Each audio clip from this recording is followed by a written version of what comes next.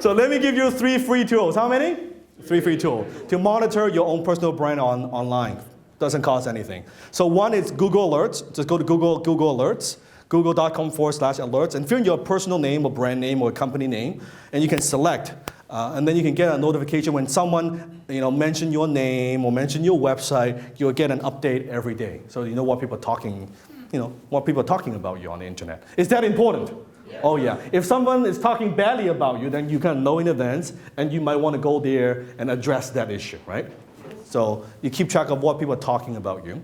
So you can have your domain name, your name. I recommend putting a quotation so you don't get too many notifications. If I just put in Dan Lok, then it's all the combinations too much.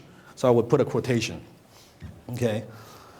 Another one is called Social Mention, socialmention.com. What is it? Socialmention.com. It's just like Google Alerts, but for social media. So Facebook, Twitter, what people are talking about you. You get a free daily update email alerts for your brand, your company, marketing campaign, all of that stuff.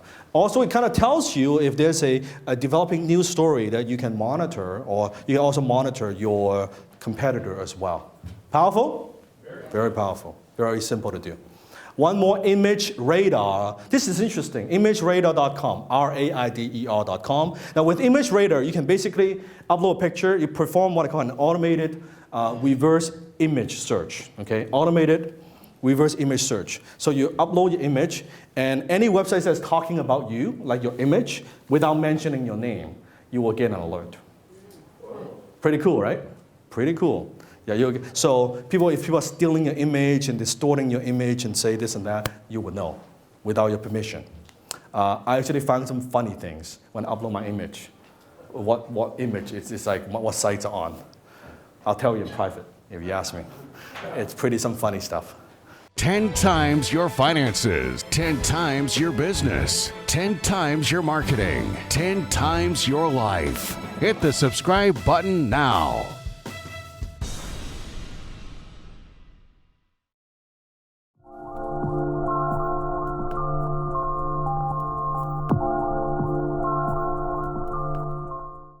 Hi, today we're going to be talking about your online identity and how you can manage and protect it. Everything we do online leaves some sort of trace, such as buying something from an online retailer like Amazon, or even just carrying out a Google search. You leave traces of yourself across the internet. Sometimes these traces can be small things like your IP address or the location that you were searching from. Some companies use these little traces to build up a picture of you, so they can promote their services to you better. You can sometimes control how these traces get released, but often they just happen without you even realizing. But when it comes to your identity, you have a little bit more control over what you release. Your identity is you, and more specifically, facts about you. Things like your date of birth, where you went to school, or even your hair color. Your identity is the sum of your characteristics, some of which change over time and some of which stay the same. When you create new accounts online, you often use an identifier, such as an email address or username. What you then put on this account, especially with services such as Facebook, become your persona.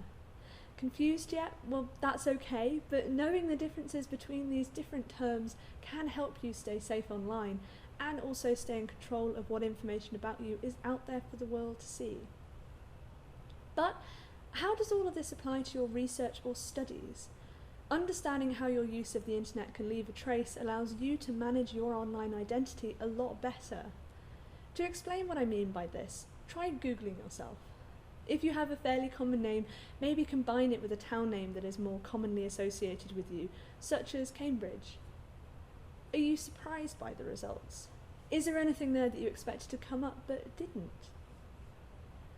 The reason as to why I'm highlighting this is that the more you progress through your professional career, whether that's in research or in something completely different, what people can find out about you through a simple web search can be quite important. Regularly checking on what comes up for you and making sure that any profiles and accounts are up to date and accurate is a key part of maintaining your online identity in both professional and personal capacities. Too much or too little information could affect how you are perceived by others, sometimes unfairly. An out-of-date LinkedIn profile can easily turn people off connecting with you, while lots of overly personal information may allow others to know a bit more about you than you're entirely comfortable with, such as Facebook posts being viewable by everyone because you haven't taken care with your privacy settings. Another area where you can manage your online identity is ensuring that any accounts you do have are safe and still need to be kept live. Services such as Twitter can be prone to being hacked and sending out lots of spam tweets without you even realising it, as you haven't used an account for a few years.